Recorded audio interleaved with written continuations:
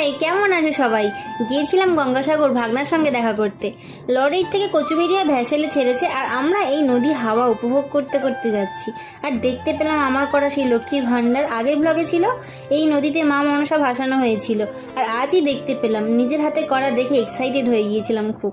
আমার ফোনটা প্রায় অনেক দিন ধরে খারাপ হয়েছিল, ডিসপ্লে একদমই কিছুই দেখা যাচ্ছিল না, তাই ভিডিও দিতে পারিনি। আর এখন ফোন সারিয়ে ভিডিও দিচ্ছি। যাই হোক, অনেকটা সময় পর দেখা, এরপর থেকে কন্টিনিউ করব। বলতে বলতে চলে এলাম কচুবেড়িয়া ঘাট, আর আমরা ভ্যাসেল থেকে নেমে এগিয়ে গেলাম, আর ফিরতে অনেকটাই দেরি হয়ে যায়। আর এটা ছিল লাস্ট ভ্যাসেল। এসে দেখি টিকিট কাউন্টারে প্রচুর ভিড় জমে গেছে। এখানে সবাই কপিলমুনির দর্শনার্থীরা। ভিড়ের জন্য এক্সট্রা আরও একটা ভ্যাসেল দিয়েছিল।